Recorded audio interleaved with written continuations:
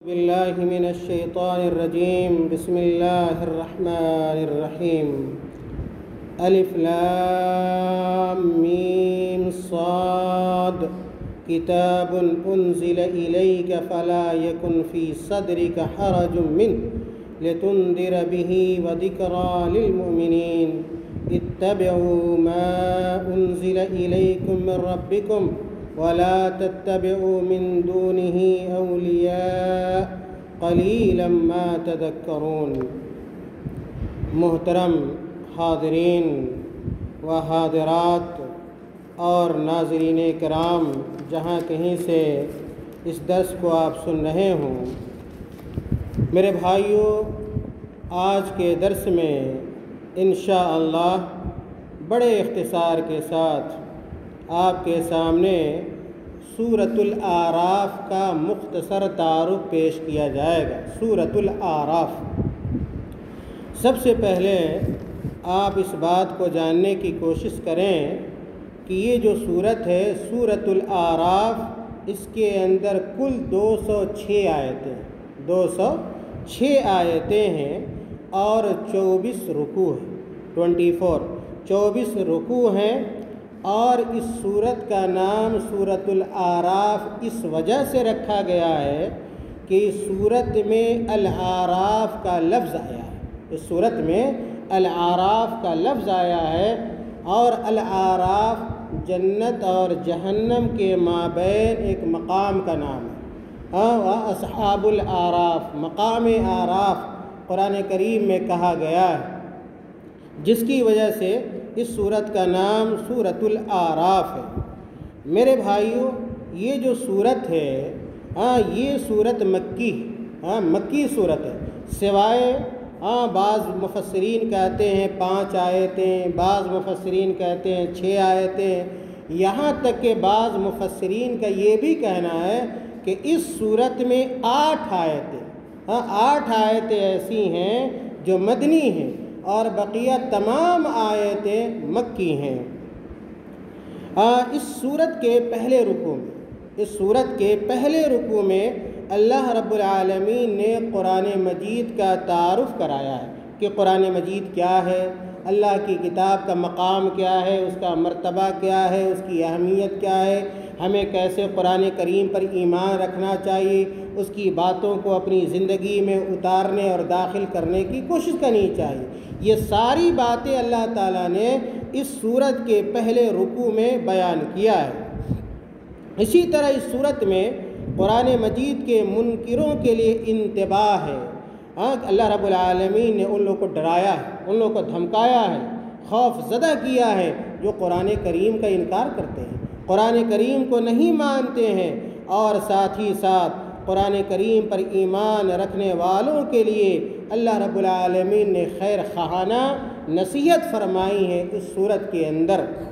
اسی طرح اس صورت میں اللہ رب العالمین نے یہ بیان کیا ہے کہ مومنوں کو چاہیے، اہل ایمان کو چاہیے، مومنوں کو چاہیے کہ اپنے رب کی نازل کردہ ہدایت کی اتباع کریں۔ اللہ تعالیٰ نے کہا کہ مومنوں کو چاہیے کہ مومن اپنے رب کی نازل کردہ ہدایت، اللہ تعالیٰ کی نازل کردہ ہدایت کیا ہے؟ قرآن کریم ہے۔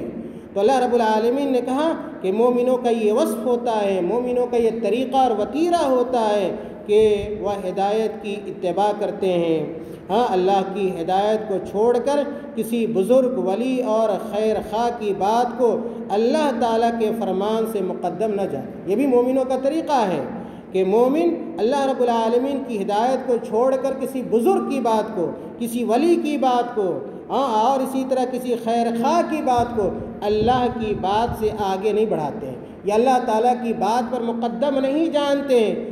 آج دیکھیے گا گاؤں میں، سماج میں، معاشرے کے اندر، سوسائٹی کے اندر بہت سارے ایسے لوگ مل جائیں گے، آپ ان کے سامنے قرآن بیان کیجئے گا، آپ ان کو حدیث سنائیے گا تو وہ بزرگ کی بات لے آئیں گے۔ کس کی بات؟ بزرگ کی بات لے آئیں گے۔ فلاں ولی صاحب نے یہ کہا ہے، فلاں ہم نے یہ کتاب میں پڑھا ہے، فلاں یہ دیکھا ہے۔ نہیں، ایک مومن کا طریقہ یہ ہوتا ہے، جب قرآن آ گیا، جب حدیث آ گئی، اللہ کی بات آ گئی، پورے طور پر سرنڈر کر جاتے ہیں اور اس کے آگے اپنے ماتھے کو ٹکا دیتے ہیں۔ یہ مومن کی شان ہوتی ہے۔ مومن کبھی اللہ اس کے رسول کی بات سے آگے کسی کی بات کو نہیں رکھتا ہے۔ یہ ساری باتیں اللہ تعالیٰ نے اس صورت میں بیان کی ہیں۔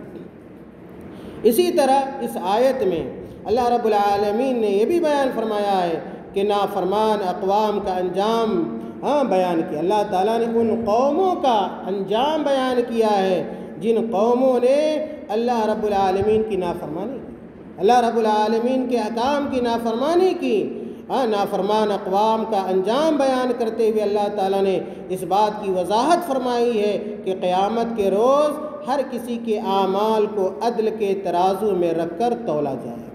جب قیامت کا دن ہوگا تو اللہ رب العالمین قیامت کے دن ہمارے عمل کو، آپ کے عمل کو، دنیا کے سارے لوگوں کے عمل کو عدل کے، انصاف کے ترازو میں رکھ کر تولے گا۔ یہ دنیا ہے نا، دنیا میں بے ایمانی ہوتی ہے، شیطانی ہوتی ہے، کسی کو دبایا جاتا ہے، کسی کا حق غصب کیا جاتا ہے، چھینا جاتا ہے، لیکن جب آخرت کا دن ہوگا میرے بھائیوں، حشر کا میدان ہوگا، اللہ رب العالمین وہاں انصاف کے ساتھ سب کسی کے ساتھ معاملہ کرے گا۔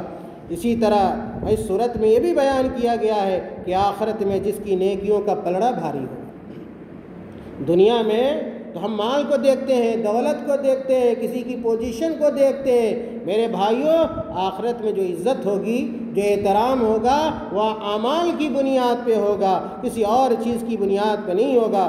اسی کی طرف اشارہ کیا اللہ تعالیٰ نے کہ جس کی نیکیوں کا پلڑا بھاری ہوگا آخرت میں، قیامت میں، وہ کامیاب ہوگا۔ جس کی نیکیوں کا پلڑا بھاری ہوگا وہ کامیاب ہوگا، اور جس کی نیکیوں کے مقابلے میں گناہ بھاری ہو جائے گا، نیکی کم اور گناہ زیادہ ہو جائے گا، اس کا پلڑا بھاری ہو جائے گا، میرے بھائیوں وہ بدنصیب انسان ہوگا اور وہ بدقسمت انسان ہوگا، وہ ہمیشہ کے لیے ذلت و رسوائی سے دوچار ہوتا رہے گا۔ اسی طرح اس صورت میں اللہ تعالیٰ نے انسان اور شیطان کی جبلت کے فرق کو واضح کیا کہ جو انسان ہے اور شیطان کی طبیعت میں، جبلت طبیعت کو کہتے ہیں، انسان اور شیطان کی جبلت میں، طبیعت میں فرق ہے۔ ان کی آپس میں ازلی اور ابدی کشمکش کو اللہ تعالیٰ نے ذکر کیا ہے کہ انسان اور شیطان کبھی دونوں کا یکساں نہیں ہو سکتے ہیں، دونوں میں ہمیشہ سے دشمنی رہی ہے اور ہمیشہ انسان اور شیطان میں دشمنی باقی رہے گی۔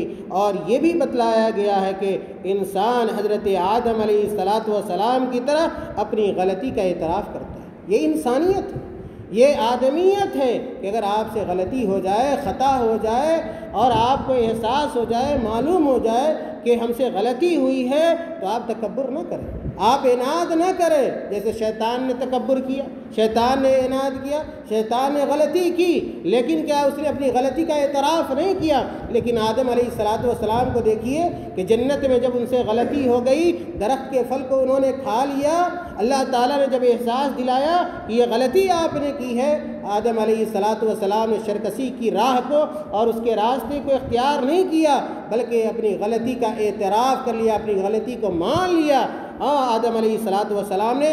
اور یہی طریقہ ہمیشہ رہا ہے آدم علیہ السلام کے اچھے بیٹوں کا۔ جب کبھی کسی بھی معاملے میں، خاص طور سے دین کے معاملے میں، خاص طور سے دین کے معاملے میں، شریعت کے معاملے میں اگر غلطی ہو جائے تو آدمی کو اپنی غلطی تسلیم کر لینی چاہیے، اکڑنا نہیں چاہیے اور کٹھوجتی نہیں کرنی چاہیے، جیسا کہ بہت سارے لوگ اس زمانے میں کرتے ہیں۔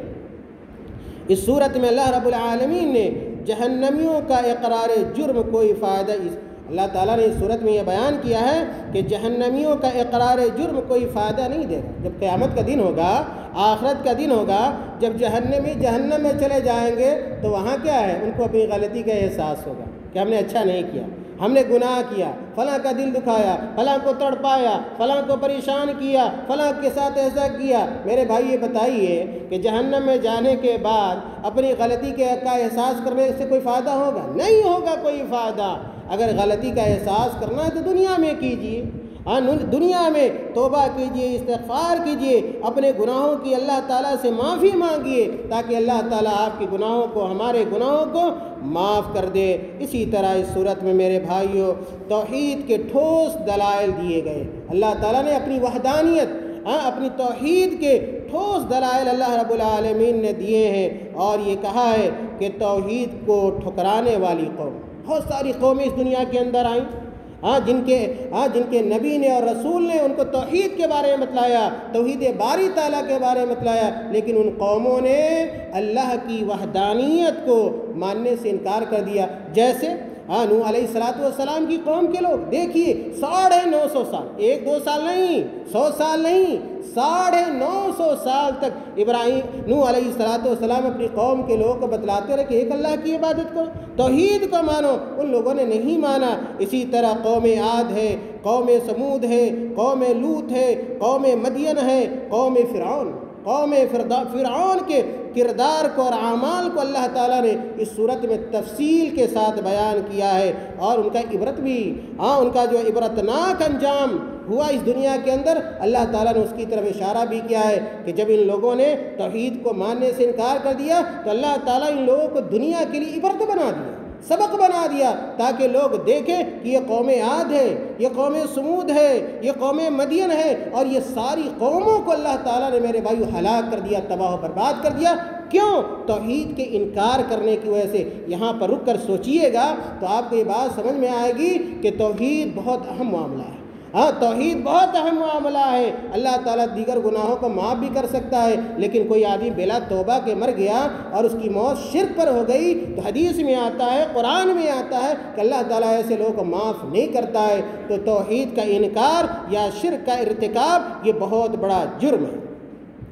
اس صورت کا آخری جو نقطہ ہے یا آخری جو اہم بات ہو سکتی ہے میرے بھائیوں، اس صورت کے آخر میں، سورۃ الاعراف کے آخر میں اللہ تعالیٰ نے اس عہد کا ذکر کیا ہے جو اللہ نے بنو آدم سے روز آفرینش میں لیا تھا کہ کیا میں تمہارا رب نہیں ہوں۔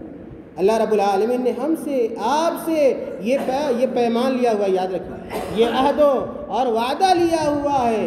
اللہ رب العالمین نے آدم علیہ السلام کو پیدا کیا اور ساری ذریت کو اللہ رب العالمین نے اپنے سامنے لا کھڑا کیا، اور اس وقت اللہ تعالیٰ نے قیامت تک پیدا ہونے والی نسل سے پوچھا تھا، کیا پوچھا تھا کہ کس بات کا وعدہ لیا تھا کہ کیا میں تمہارا رب نہیں ہوں؟ کیا میں تمہارا رب نہیں ہوں؟ اس بات کا وعدہ میرے بھائیو اللہ تعالیٰ ہم سے اور آپ سے اور قیامت تک آنے والے انسانوں سے پہلے ہی لے چکا ہے۔ اگر ہم آج اللہ تعالیٰ کی ربوبیت کا انکار کرتے ہیں تو گویا اللہ تعالیٰ سے جو ہم نے اور آپ نے وعدہ کیا ہوا ہے اور اس وعدے کی ہم لوگ خلاف ورزی کرتے ہیں۔ تو ہم سب لوگوں نے کہا تھا اس وقت کہ سب نے اس توحید کا اقرار کیا، گویا ہم لوگوں نے اس بات کا اقرار کیا تھا کہ اس دنیا میں اگر کوئی عبادت کے لائق ہے، سزاوار ہے، تو وہ صرف اللہ رب العالمین ہے۔ چنانچہ اب کسی کا یہ بہانہ نہیں چلے گا۔ کوئی آدمی کا شرک کرے اور یہ کہے کہ ہم کو توحید کے بارے میں پتہ نہیں تھا، تو یاد رکھیے یہ بہانہ ہے، اور اللہ رب العالمین کسی کے بہانے کو قبول نہیں کرے گا۔ قرآن پڑھیے گا تو پتہ چلے گا کہ جب لوگوں کو کہا گیا کہ توحید کی راہ اختیار کر لو، توحید کے مطابق زندگی گزارو، تو بہت سارے لوگوں نے، بہت ساری قوم کے لوگوں نے یہ کہا کہ ہم نے تو اپنے باپ دادا کو شرک پہ پایا ہے، ہمارے باپ دادا بتوں کی عبادت کرتے تھے تو ہم بھی بتوں کی عبادت کریں گے۔ میرے بھائی اس کی طرف اشارہ اللہ تعالیٰ نے کیا، کہا کہ یہ بہانہ نہیں چلے گا۔ آج بھی دیکھیے بہت سارے ایسے لوگ ہیں مختلف مسالک کے جو کھلا شرک میں مبتلا ہے، گمراہی میں مبتلا ہے، قبر پرستی میں مبتلا ہے۔ جب ان سے کہیے گا اس قبر پرستی کو چھوڑ دو، مزار پرستی کو چھوڑ دو، خانقاہ پرستی کو چھوڑ دو، عرس کو چھوڑ دو، ایک اللہ کی عبادت کرو، تو کیا کہتے ہیں؟ ہمارے باپ دادا کرتے آئے، پردادا کرتے آئے، اس زمانے سے ہمارے گاؤں میں قبر بنی ہوئی ہے اور ہم لوگ وہاں مجاور بن کے بیٹھتے، دعا کرتے، قبر کا طواف کرتے، ہم کیسے چھوڑ سکتے ہیں؟ میرے بھائیوں یہی کہنا تھا مشرکوں کا، اور یہی دلیل دیتے تھے مشرک لوگ، جس کی وجہ سے اللہ تعالیٰ نے ان کے اوپر لعنت کی اور اللہ رب العالمین نے ان کو مجرم قرار دیا ہے۔ آج کے بھی ایسے لوگ کیا مجرم ہیں؟